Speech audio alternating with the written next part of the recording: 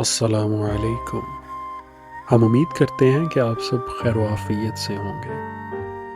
آج ہم آپ کو ساتھ لیے وسطی یورپ میں واقع ایک ایسے ملک میں موجود ہیں جو یورپی یونین کا سب سے آبادی والا ملک ہے۔ یہ ملک پہلی صدی قبل مسیح کے آس پاس رومی سلطنت کے زیر اثر تھا۔ رومی سلطنت کے زوال کے بعد یہ علاقہ فرانکس کے زیر نگرانی رہا، جہاں بعد میں 8ویں صدی کے قریب کیرولنگن سلطنت کا آغاز ہوا۔ 1871 میں ایک طاقتور اور بااثر ملک بننے کے باوجود بھی 1918 میں اس سلطنت کو ایک بار پھر زوال کا سامنا کرنا پڑا۔ ہمیں امید ہے کہ آپ جان چکے ہوں گے کہ ہم جرمنی کی بات کر رہے ہیں۔ جرمنی کی تاریخ اتنی وسیع ہے کہ ہمیں سمجھ نہیں آتی کہ کیا کیا بیان کریں۔ خیر، ہٹلر کو تو آپ جانتے ہی ہوں گے۔ 1933 میں اس نے جرمنی کا کنٹرول سنبھالا اور جنگ عظیم دوم کے نتیجے میں جرمنی ایک بار پھر سے مشرقی جرمنی اور مغربی جرمنی میں تقسیم ہو گیا۔ خیر، 1989 میں یہ دیوار کو گرا دیا گیا اور جرمنی ایک بار پھر سے متحد ہو گیا۔ جس قلعے کی طرف ہم رواں دواں ہیں، اس قلعے کا نام ہائیڈلبرگ کاسل ہے۔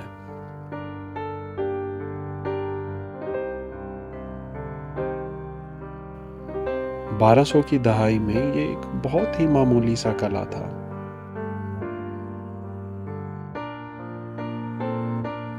لیکن 14ویں اور 15ویں صدی میں اس کی توسیع کا کام بڑے پیمانے پر شروع کر کے اس کو ایک شاندار محل میں تبدیل کر دیا گیا۔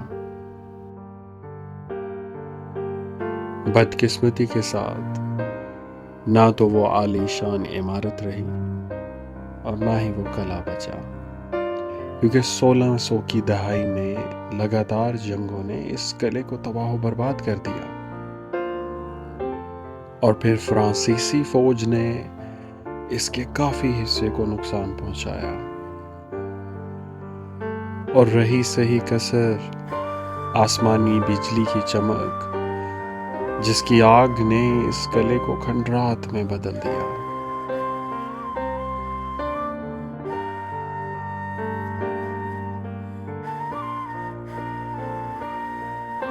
اور اب یہ قلعہ صرف اپنی ان بنجر دیواروں کو لے کر کے آنے والے زائرین کو اپنی ان آب بیتیوں کے علاوہ اور کچھ نہیں سناتا۔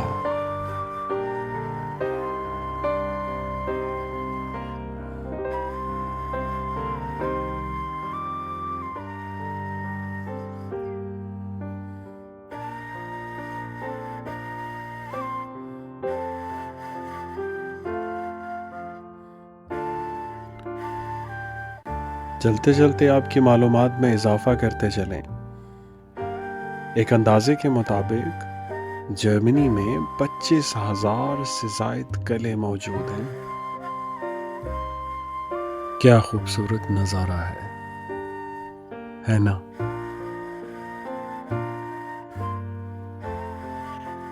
آپ اس وقت اس قلعے کی چوٹی پر کھڑے نیچے ہائیڈلبرگ شہر کا نظارہ کر رہے ہیں، اور شہر کے بیچوں بیچ نیکر دریا کا خوبصورت منظر۔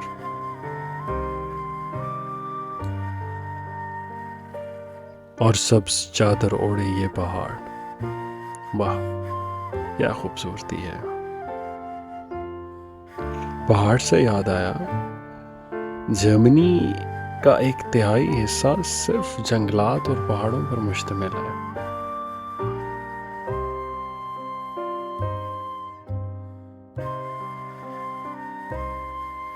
جرمنی کی سب سے قدیم یونیورسٹی بھی اسی شہر کے نام پر ہے، جو کہ ہائیڈلبرگ یونیورسٹی کے نام سے جانی جاتی ہے۔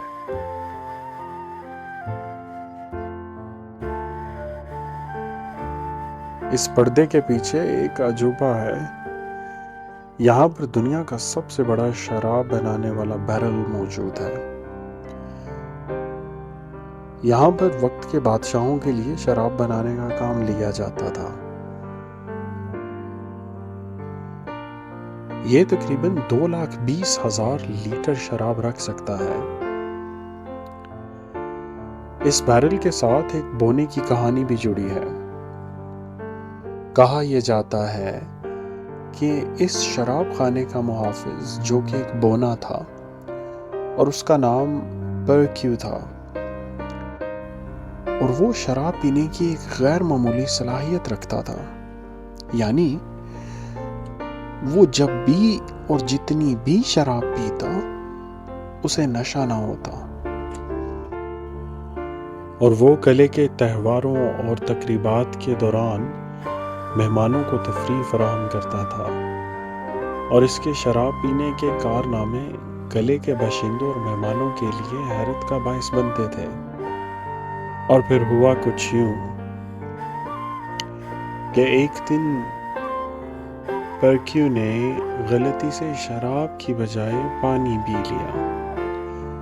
چونکہ اس کا جسم صرف شراب کے لیے ہی بنا تھا، اسی لیے پانی پیتے ہی وہ موت کے گھاٹ اتر گیا۔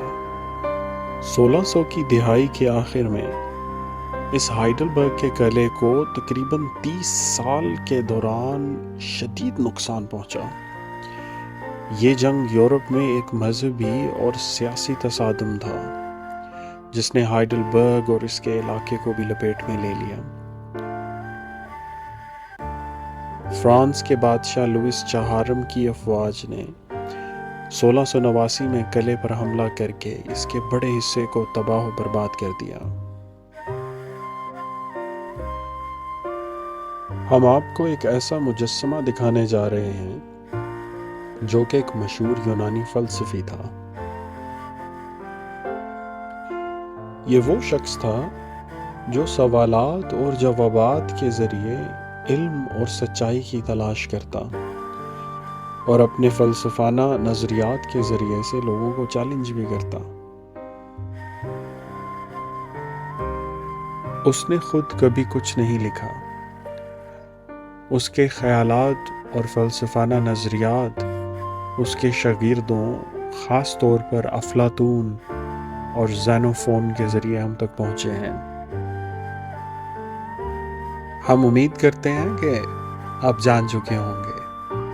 جی ہاں، ہم سقراط کی بات کر رہے ہیں۔ سقراط کے خیالات انسانی اخلاقیات کے گرد گھومتے رہتے، اور وہ اس بات پر یقین رکھتا تھا کہ صحیح اور غلط کی تفہیم کے بغیر کوئی شخص صحیح زندگی گزار ہی نہیں سکتا۔ اتنا عقل مند اور دانا ہونے کے باوجود بھی وہ ہمیشہ یہ کہتا کہ مجھے صرف یہ علم ہے کہ میں کچھ نہیں جانتا۔ سقراط پر نوجوانوں کو گمراہ کرنے اور یونان کے دیوتاؤں کی بے حرمتی کرنے کے الزامات لگائے گئے، اور ان الزامات کی بنا پر اسے سزائے موت سنا دی گئی۔ خیر، کہانی بہت دلچسپ ہے اور وقت بہت تشنا۔ سقراط نے زہر کا پیالہ پینے کے ذریعے موت کو قبول کیا۔ اس کی موت کی کہانی افلاطون کی کتاب افلاطون کی معذرت میں بیان کی گئی ہے۔ اس کا ماننا تھا کہ انسانی روح سب سے اہم ہے، اور اس کی پرورش اور ترقی عقل اور حکمت کے ذریعے ہی ممکن ہے۔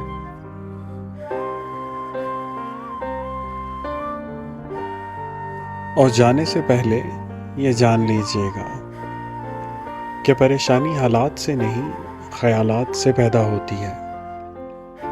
خوش نصیب وہ ہیں جو اپنے نصیب پر خوش رہیں۔ دوسروں کو معاف کرنا دراصل خود کو معاف کرنا ہے۔ سب سے بڑی قوت برداشت ہے۔ مغفرت کمائی نہیں جاتی، مغفرت مانگی جاتی ہے، اور لوگوں کو معاف کرنا بھی علم کا بہت بڑا ذریعہ ہے۔